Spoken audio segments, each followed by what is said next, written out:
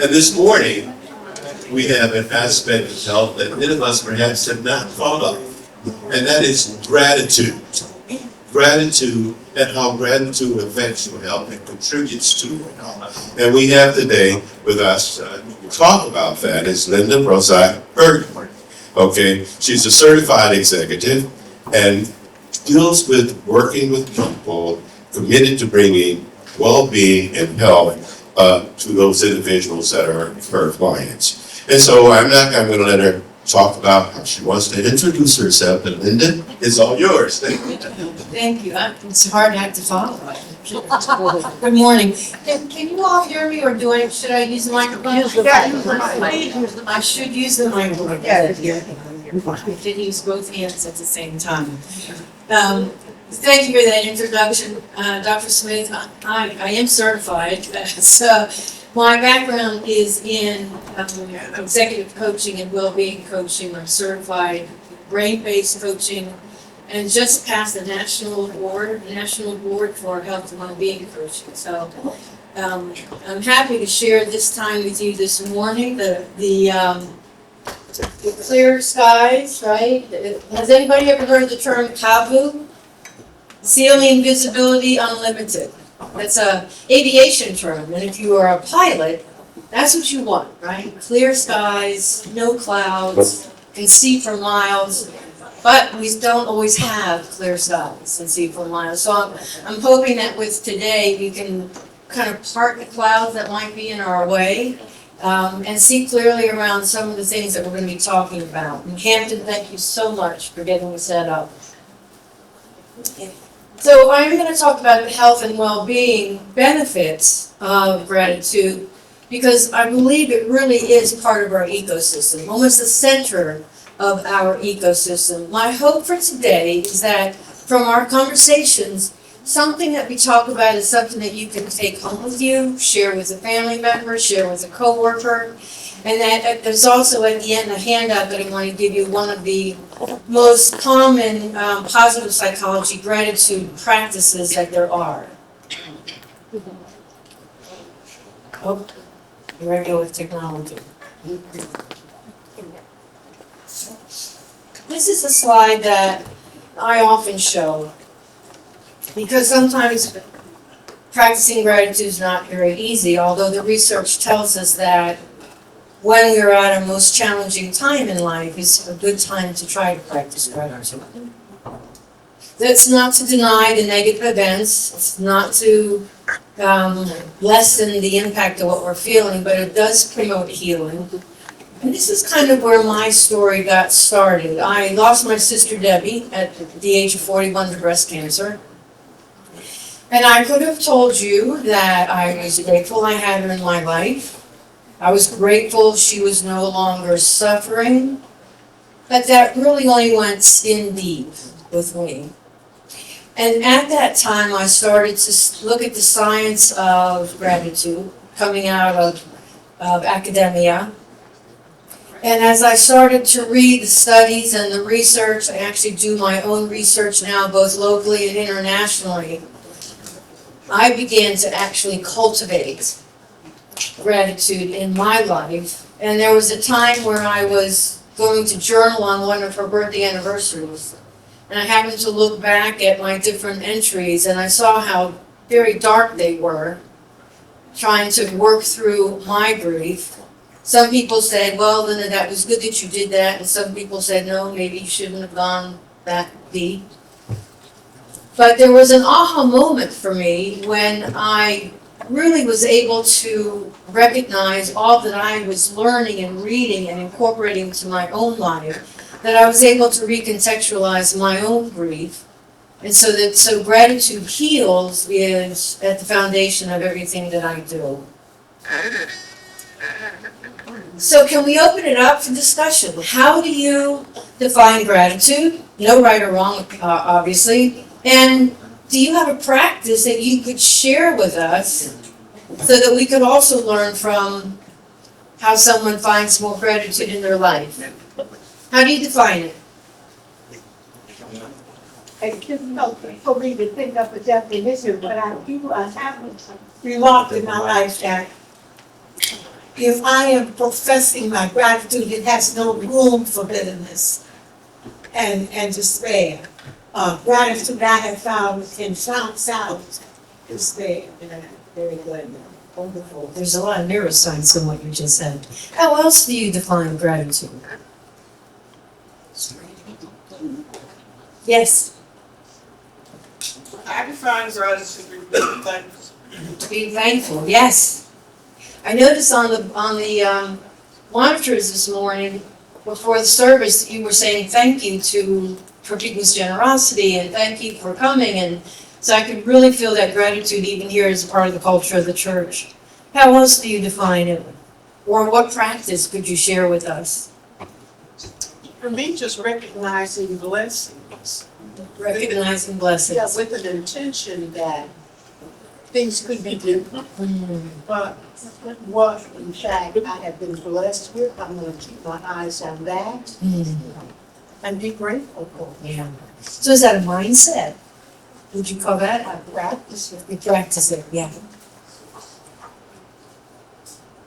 Yes, Whenever something negative happens, I try to always think of something good connected to it, you know. If something hadn't happened, I wouldn't have been able to do it, you know, that's working. So kind of reframing, because negative thoughts are always going to be a part of who we are. We have this built-in negativity bias, right? And so being able to recognize that we're going to default, but that reframing, like you just mentioned, is a way for us to kind of calm the upregulation that we feel so often. Yes? One, I think everyone should use the mic so that when they broadcast it back on YouTube, they can hear your question as you answer her. And then I just want to say that I'm going to reframe what Yvonne said, which is I look for the blessing in the storm. Because without the storm, you may not see that blessing. You may not have that blessing. As I had a car accident recently, I sat there just thanking God, one, that I was safe, and the other person that was safe, and that it was just a car, and that I didn't think about calling anybody but the prayer team. And I texted them and said, hey, I just had the first accident I've had in my whole life where I was driving, and I'm sitting here listening to the radio, I'm warm, and they're sitting in the tow truck for me, and I'm just thanking God that I'm all right. Amen. And, like I didn't think about, oh, you should call, it was always be grateful that you got what you got. Because when I went to a silence retreat, and they put people together and they said, share your problems. And the problems that the people who that were in my group were just horrendous. And they said, so Barbara, what are your problems? And I said, well, my problem is I'm going home on Saturday and I have to play at church on Sunday and I don't know who's coming to sing in the choir. That was my problem. So I learned from that exercise that if you put all your problems in the same circle, you run out there and grab your problems back before anybody else got it. Because God is giving you the blessings to solve it. Thank you. Thank you. Anyone else? I'm here. Oh, I don't know that this Mic is. needs to be turned up. Take this one, let me turn that. Testing. I have 4 words in my mantra. In everything, give thanks. That's it. You live by that mantra. Yeah. Anyone else? Yes. Gratitude is not taking things for granted. Testing. That again, here. Not taking things for granted. Brian, Testing. because we could come and replace it. Right? Thank you. Anybody else? Does anybody journal or? No, I do that. Yeah. Have you all heard of the 3 good things? 3 teaching? So one of the sleep studies that we looked at, there was a group of healthcare providers at Duke Medical Center, and 2 hours before bedtime, they wrote down 3 good things that they were grateful for and why and who was part of that. And they actually had a higher quality of sleep. They slept longer and were more refreshed and aware of things during the day as opposed to trying to get by on 3 to 4 hours of sleep. Spiritual leaders, Philosophers have always talked to us about the importance of gratitude and how it should be part of our life. Dr. Robert Emmons, who's now known as the father of gratitude, the story is he was a professor at UC Davis. He was late for a department meeting, and the only subject left to do research on was gratitude. And that turned out to be the best thing that happened to him.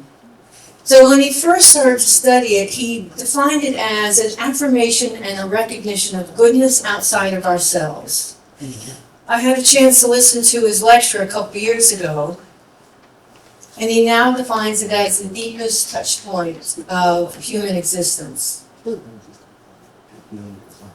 Charles Darwin defined gratitude as a universally experienced emotion. Cicero called gratitude the parent of all virtues. So it's been a part of our fabric, part of our lives for as long as we know. I also like to think of it as our operating system because it engages our minds in three ways. First, we intellectually recognize that we are the beneficiary of a gift, that there is a giver that is giving us something. Second, we emotionally appreciate. We have that elevation, that feeling of elevation to the gift giver, the benefactor. And the third way it engages our brain is in willingly acknowledging the benefit. And we get stuck on that last one. How many times do you think about, oh, I need to thank so-and-so before I leave work, or I need to write that thank you note, when we're home, we're cooking dinner, we're getting ready for bed, and we think, I didn't do that. And that's because 24/7 distractions keep us from following through on what we really want to do to express gratitude to someone else. I also consider it a fuel system. When we are expressing gratitude, we're in that state of appreciation, we're actually more motivated to accomplish our goals. And it helps us step on the brake. Because when we think about journaling or of the mindset that some of you have talked about today, we actually tap into what they call the parasympathetic nervous system. It slows our heart rate down, it lowers our blood pressure. So it can speed us up and it can slow us down. I also think it's our personal GPS. Because when we are practicing gratitude in all the different ways that we do, we are reminding ourselves of who and what is really important in our lives. Where am I? I am technically challenged. Eudaimonia. Aristotle used this term to define well-being or human flourishing. And so you might be hearing a lot these days about flourishing or thriving.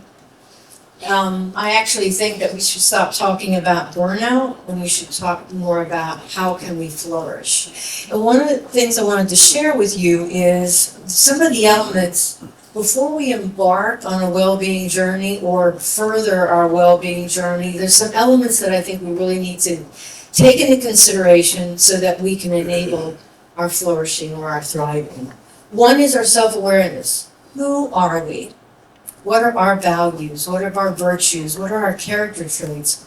What are our strengths that we know is part of who we are? And knowing who we are helps us determine what next steps we want to take in our well-being journey. Environmental stability. If you embark on or you want to enhance your well-being, does your environment support you? Are there people that will support you? Do you have resources? Or are there more naysayers in your environment? So looking at how does my environment support my well-being is really, really an important element to flourish. Fundamental beliefs.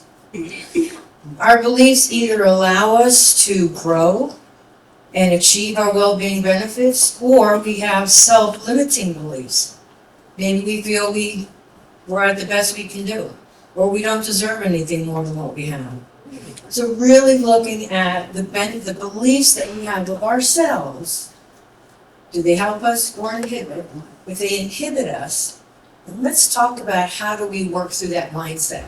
How do we make that shift, that reframe that someone mentioned earlier? And then finally, purpose and meaning, which is really the highest level of achieving well-being. That is that there's a purpose and a reason, a meaningfulness of what we do. And most of that comes from helping others and giving to others. Any questions?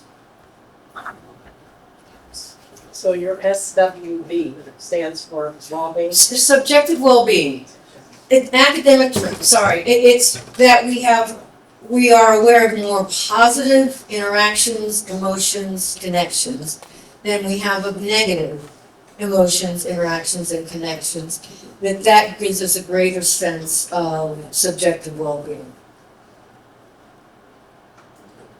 The other thing about flourishing, even in adverse conditions, we can still flourish when we recognize the values that lead us, how we make our decisions through our values, the strengths that carry us through the day, that we're able to really look at what is it that I know I can do to help others and also help take care of myself.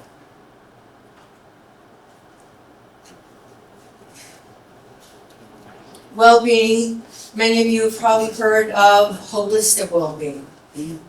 So these are the dimensions that I often talk about. There's friendship dimensions, there's a financial dimension, but these are the dimensions that typically I see in the research. So I wanted to go through this with you today just to kind of touch base on each of them.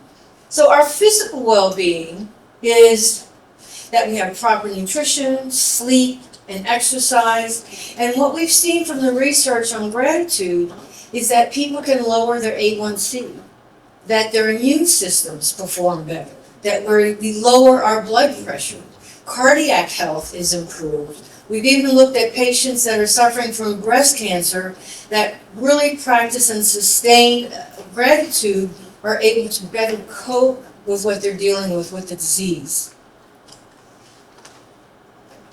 There's a book called Atomic Habits. I don't know if you all have heard of that. It's by James Clear. And what he suggests is when you want to make a change, you want to eat better, you want to exercise more, that if we would just focus on 1% improvement a day, not 100% every day, that becomes too onerous, we easily give up. But if we focus on 1% improvement every day, by the end of the year, we've achieved a 37% improvement in whatever it is that we're trying to achieve. So that might be a way to take a look at it, a part of our physical well-being that we want to work on. And maybe it's not going to the gym every day, right? Maybe it's not starting a strict diet. It's 1%, can I make a healthy choice today? Can I stretch a little more today? What was the fish out of water? Thank you. I just, physical fitness. It's jumping. I actually just love the picture. Jumping jacks. So thank you. If it doesn't make sense, thank you for letting me know. Strong fish. So emotional well-being. This is how we cope with our anxiety. This is how we manage our stress. One of the studies that we looked at, people that really have a sustained practice of gratitude lower their cholesterol level, which is stress hormone, by as much as 23%. So if you were stressed yesterday, cortisol went into your bloodstream. 24 hours later, it's still in your bloodstream. Something stressful happens this afternoon, more cortisol into our bloodstream. And that affects our cardiovascular health.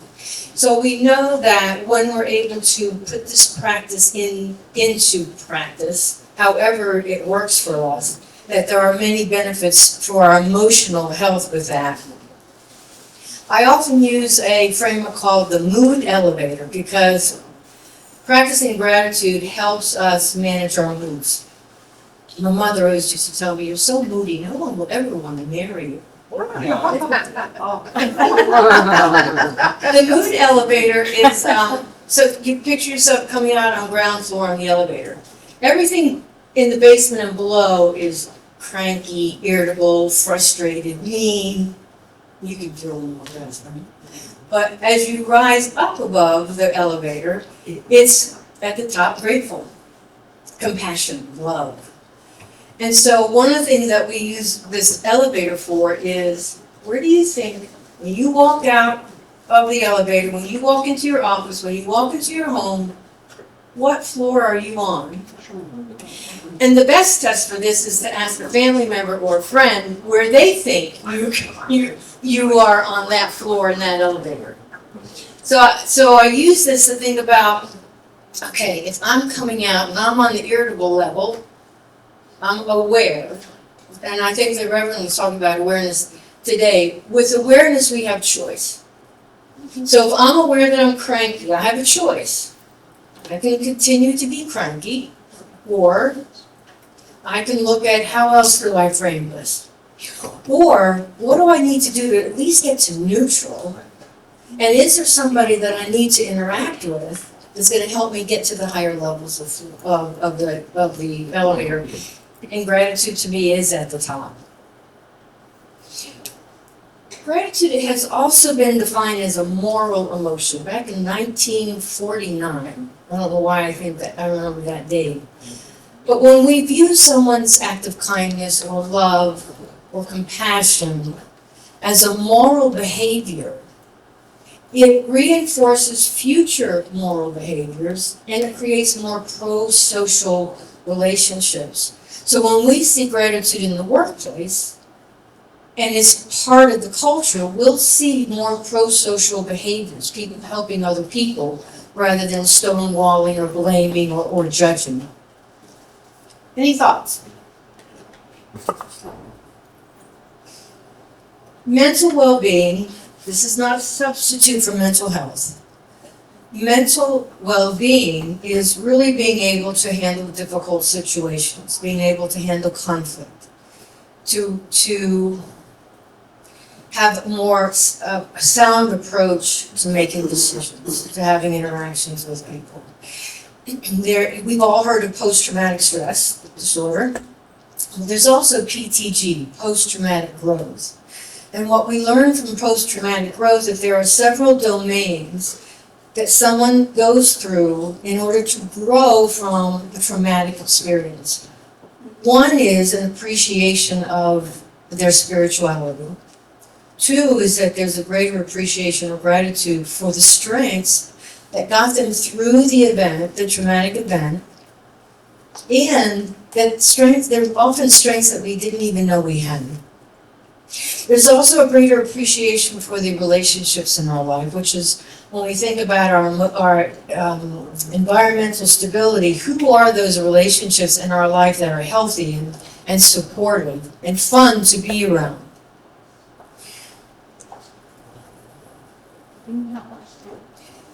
So there's a lot of science in that one statement. You were talking, I forgot your name, I'm sorry. You talked about you can't be like angry and grateful at the same time. Well, that's actually based on the neuroscience. Because of the way our brains develop, we can't be envious and grateful at the same time. We can't have those two thoughts going on at the same time. So we now know that we can strengthen brain pathways. We can actually grow new brain pathways from the work in neuroscience. And I actually think this is what happened when I was able to really recontextualize the grief that I felt over losing my sister. And there's a quote that I would like to read. This is from Dr. Alex Korb, who's a neuroscientist. He wrote the book, The Upward Spiral, using neuroscience to reverse the course of depression. So bear with me, please, as I read the quote. There's a gratitude circuit in your brain badly in need of a workout. Strengthening that circuit brings the power to elevate your personal, physical, and mental health, boost happiness, improve sleep, and help you feel more connected to other people. All of that is backed by science. You don't need to know the science.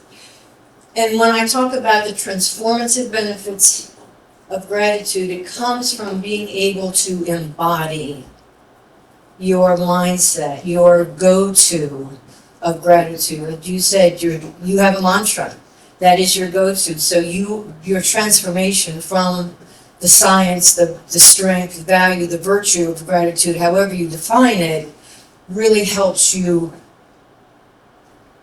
reframe the architecture of your brain. Social well-being has to do with creating, sustaining, strengthening really healthy relationships that we have in our lives. Many of you have probably heard of Adam Grant, who said, gratitude journaling is okay, but I think we need to be talking about contributory journaling. Because every day we do things to contribute to someone else. We give of ourselves. It may be in a small way, it may be in a big way. But if we were to journal, what did you do? How did you make someone that was distressed? How did you help them feel calm? How did you talk to a child that was maybe upset about something? How did you work with a patient or a coworker that really needed to be listened to? And so that supposedly has even more benefits, according to Adam Grant, than gratitude journaling. But we often do things for people without even thinking about it. It's who we are, right? But when we think about that giving and that generosity that leads to greater gratitude, that we're able to do it ourselves, and the gratitude that we receive back from the person that we're supporting. This is our why. This is our spiritual higher power. This is kind of our ethos. It's our guiding values and beliefs that allow us to flourish and thrive, both as individuals, within our community, within our places of work. It is what tells us what's most important. Where do we put energy into the healthy relationships? Where do we not go into those relationships that are not serving our health very well? And how do we bring that meaning and purpose in an element of flourishing into our daily lives? So I have a program, a practice that I do. I've done it with individuals, I've done it with community retreats, at work, with teams. And I call it the signature gratitude event. Because the night Debbie died, I went into her home office and I wrote a letter of gratitude. I didn't call it a letter of gratitude. I was compelled to write what perhaps I felt like, gosh, I wish I would have said earlier. Now, I believe she knew how much I was grateful to have in my life. We thought we'd be sitting on a park bench, two old ladies, our husbands had already passed along. And living together like we did when we were little girls. And so I have an outline here. You can take a picture of it. I also have a QR code that you can take a picture of. So one of the very first positive psychology interventions, and when I say, has anybody heard of positive psychology? So it's complementary to traditional psychology. And it really is about how our strengths allow us to flourish. And how our emotions, our relationships, the meaningfulness of what we do, what we accomplish, all creates a sense of a holistic well-being for us. And so this letter is, scholars say, between 200 and 300 words. I say write what's on your heart, right? But how many times do you stare at a thank you note and you think, what am I going to say? Thank you for the gift card? Right? Thank you for the bag of coffee that I don't drink. So when you're thinking about writing this letter, think about who in your life has truly made a difference? I'm sure you have more than one.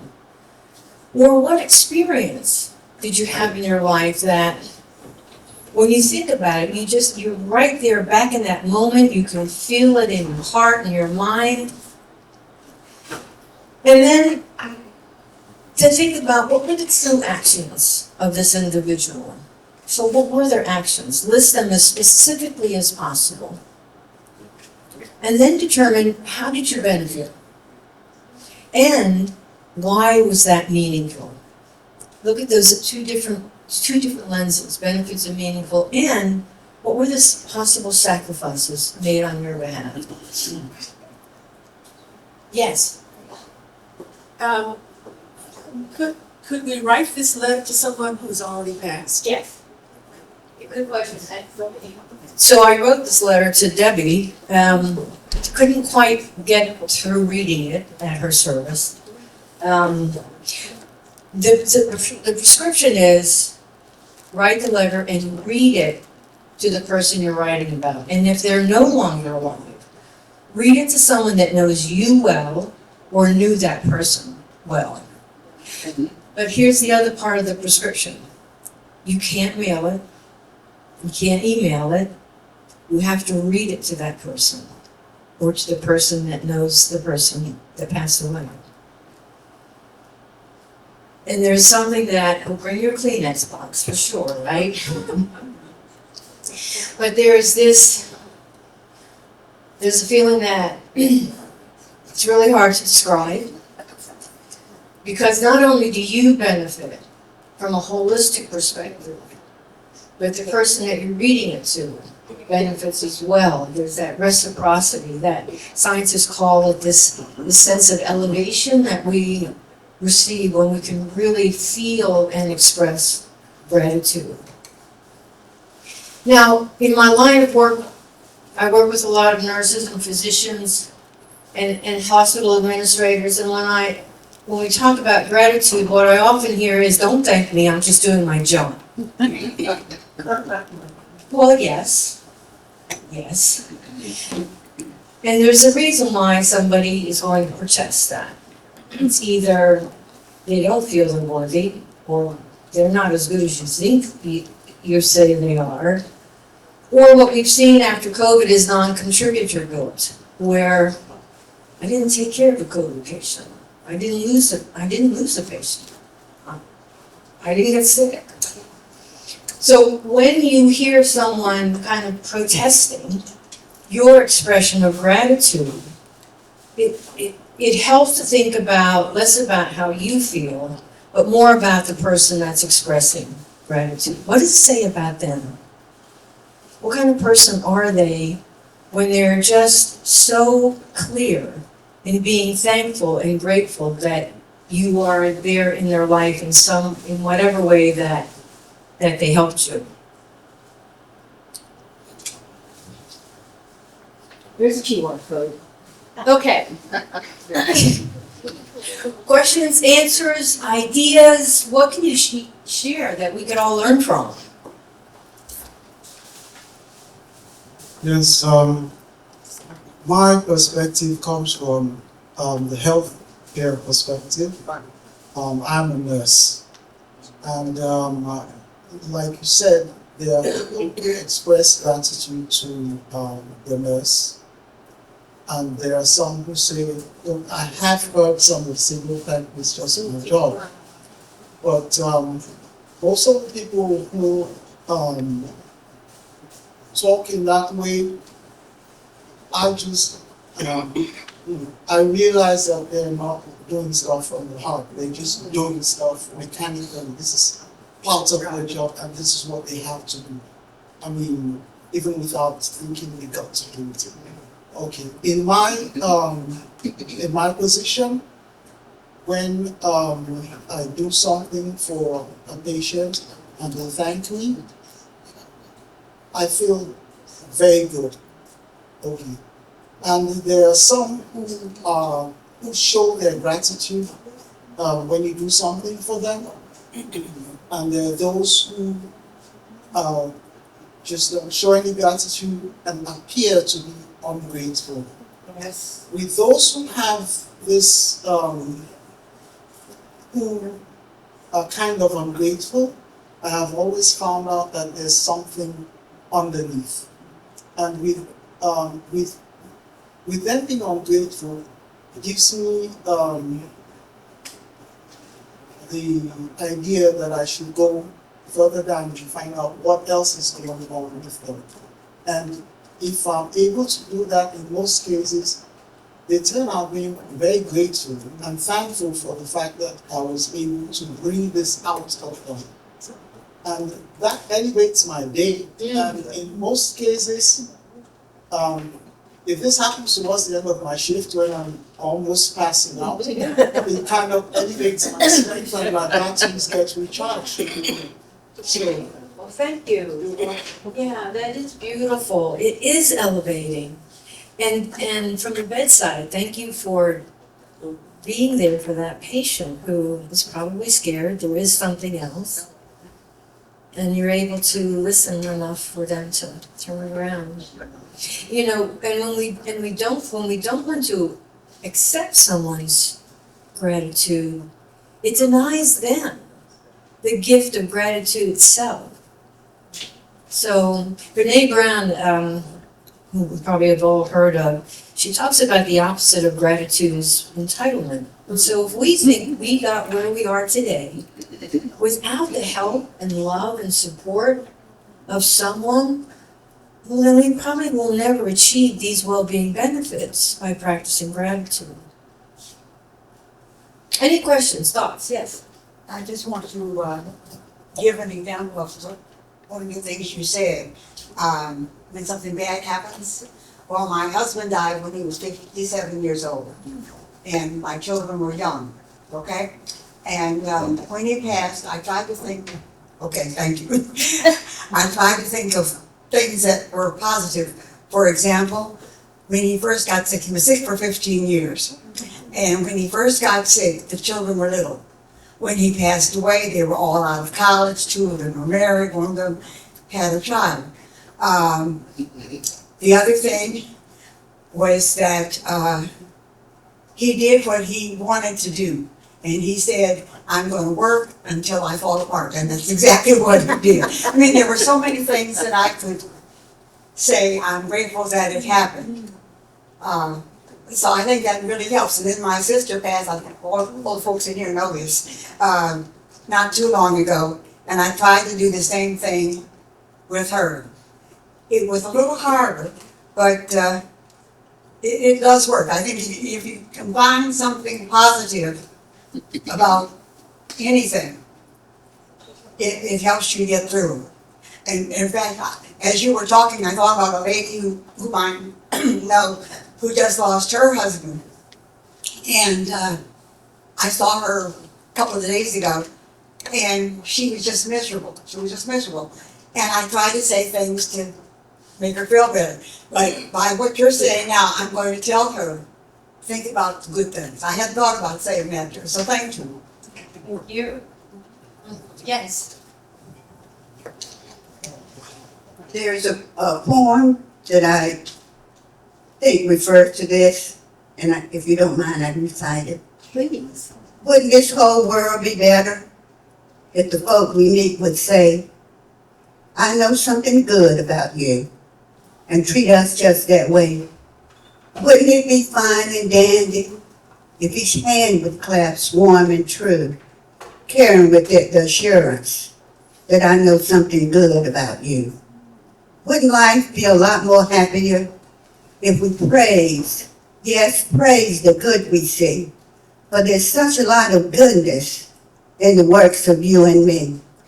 Wouldn't it be nice to practice a fine way of thinking too? You know something good about me. I know something good about you.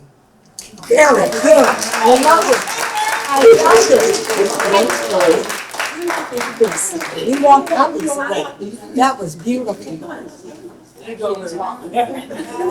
When I grow up, I want to be like you.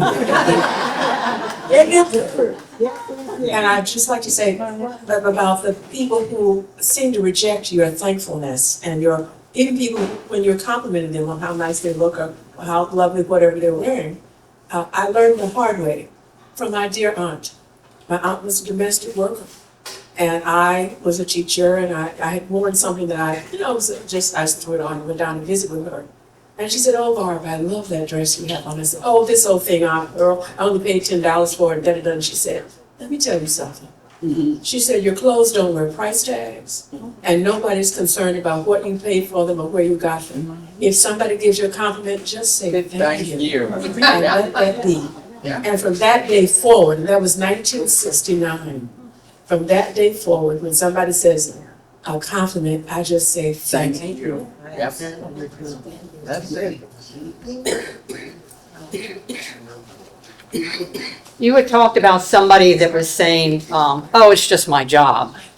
In the essence of trying to do the right thing, feel the gratitude, both me and that other person, what do you think is the best way to handle that? Because I sometimes hear that and it makes me feel that I should say something or do something. When they're rejecting your expression of gratitude? Well, I would go deeper into that expression. So if you're thanking them for something that they did, how can you be more specific? Could you add another sentence about how that benefited you? Or that you saw her doing something to other people and that just allowed more people to see the kindness in her. And then maybe to add a little more specificity, I have a problem with that word, about how meaningful that was. So I guess I know you're tired, I know you told me you haven't slept for a long time, but for you to get me that glass of water, bring me that cup of coffee, I really needed it.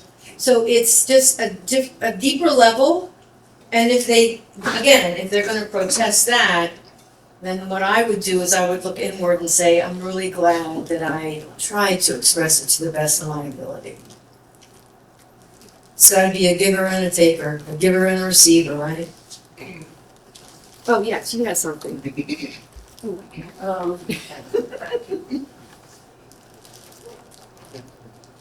I have a lot of thoughts, but I'm going to boil it down to one. Most recently, what's been work. First of all, my husband has stage 4 cancer, and I've been expressing, today is the day we live our best life. So, and always look at it that way. Not look at what might happen, what could happen, but just look at the day. And when he sometimes goes, I bring him back to today. And so every 3 months, we find out how good he's doing. And we always say, we're looking for, when we put out what we're hoping it to be, and just trust. So that's the most recent. But also the other thing is that we have a soon-to-be 14-year-old granddaughter that over the last year, she's gone from, joyful and everything to this very sullen little girl. And this is helping me think of new ways to try to get to her. Because our family always says, when we leave each other, I love you. She quit saying that, but she said it to me one day, and her younger brother said, she never says that to family anymore.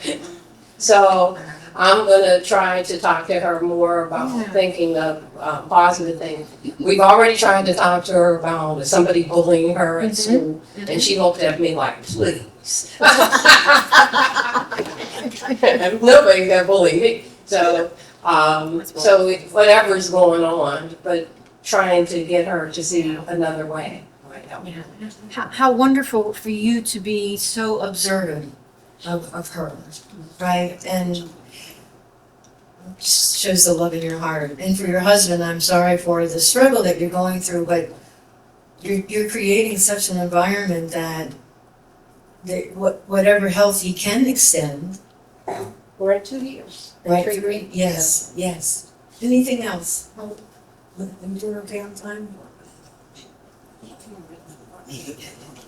I'm getting older. No, really? And because I'm getting older, I have some maladies that have come upon.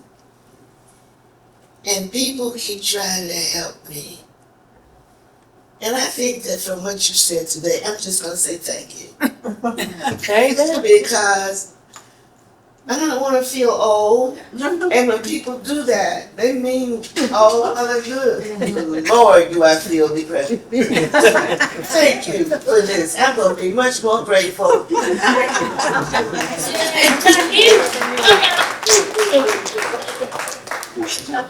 I just want to add something to what Barbara said. Sure. Because I went to a workshop about that same time. We talked about being grateful and saying thank you. But one of the things they said, when you say, oh, this whole thing, that said something negative about you and also about them, because they don't have good judgment. Oh, yes, yes. I just wanted to say something, since most people know that I have breast cancer. When you made that comment about being grateful with the breast cancer, I've tried to be positive and I always think of the benefits. Like a lot of people have heard me say I'm getting my free tummy tuck soon, reconstruction. And I'm on medicines and I'm like, okay, so making this little weight. Well, just amazing. So, but I feel very positive. I was trying to look at all the good parts that have come out of it. And everyone around here that supported me and loved me. So I just wanted to say thank you to everybody for all the love and support. So I'm very grateful for everybody.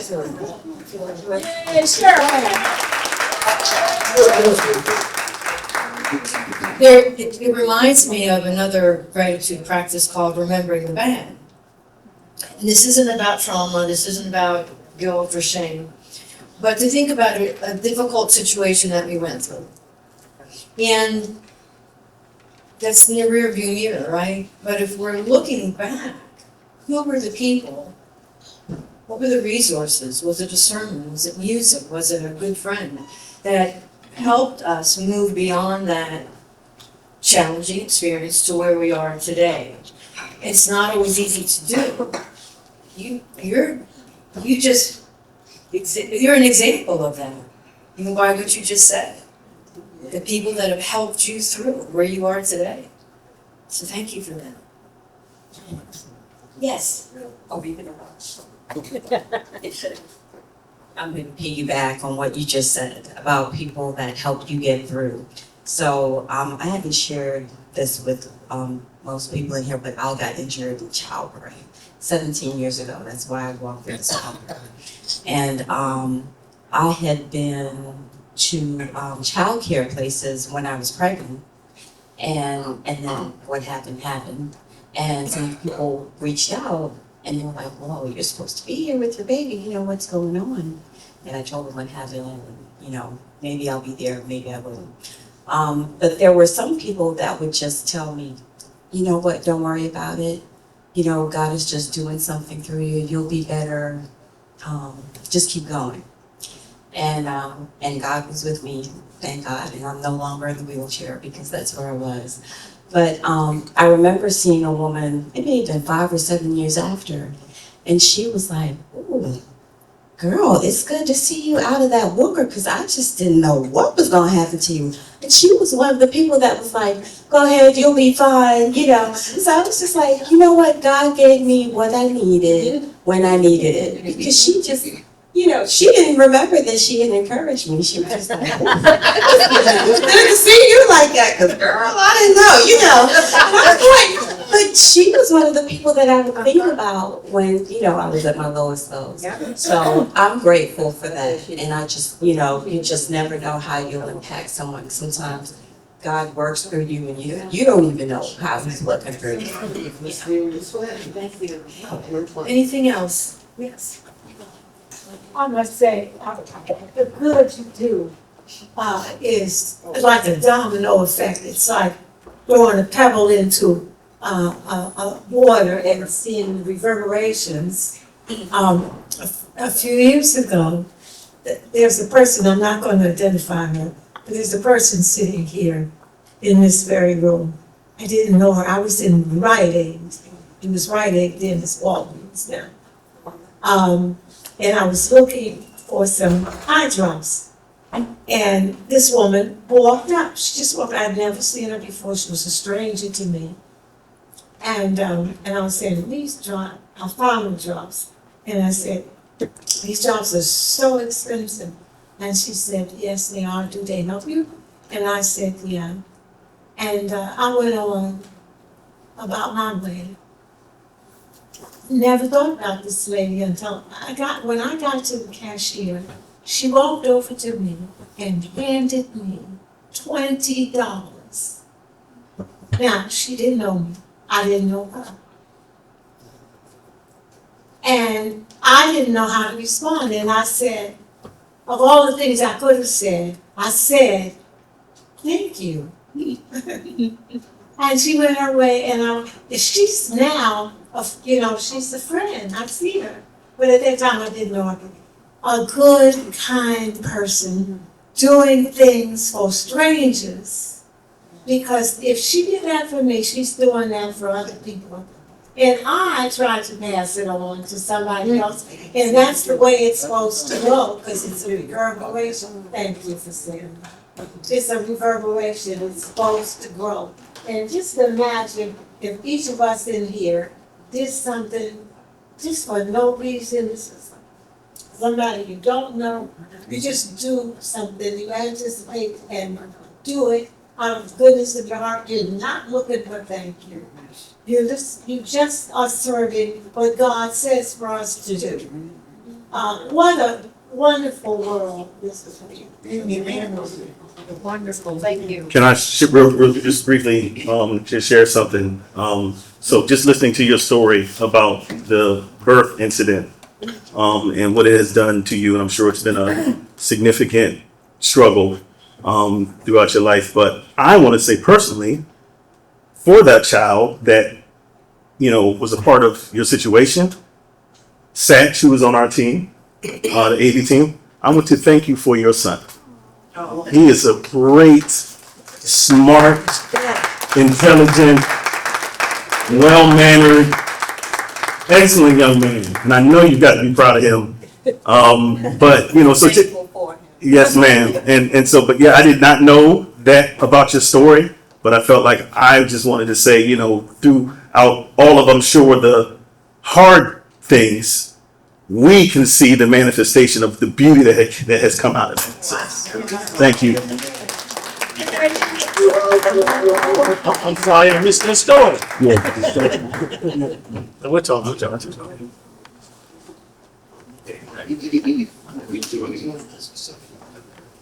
Let me. Oh.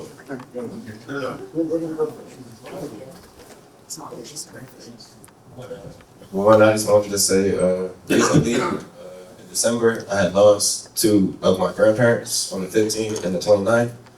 And I just was at like an all-time low mentally and physically, and I just had a self-realization. And picking back off what you said, just thinking about the good. Growing up, I grew up in this church. I used to be here every Sunday, and always just God looking down on me. And I came to church for the first time in a while, in a couple of years, because I just had a self-realization that I would only find myself here at funerals. And it just was hard, but it was just really refreshing. And it still is coming today, just hearing the word and being surrounded by people that ultimately have the same goal as me. And it's just really good just having God with you and having others around you to lift you up when times are hard and you may not feel like you can make it out. And just thinking about the good, and that's all you really can do.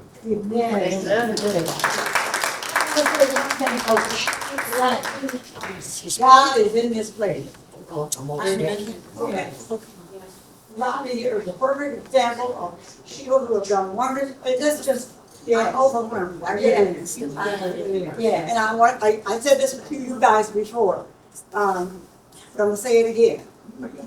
Thank you so very much for being who you are. Amen. The last 20 years of my life, I've been in Colesville United, and I really felt I have a Colesville family. And I thank you for the bottom. Amen.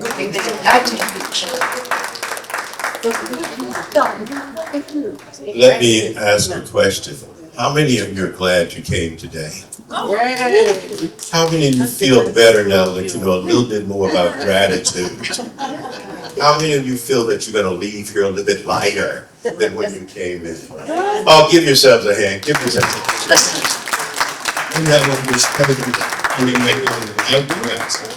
helping us to realize that there's some good in everything. You brought it to our attention, and we're gonna take it with us, and we'll keep it with us. And we'll have to have you back. I would love that. Okay.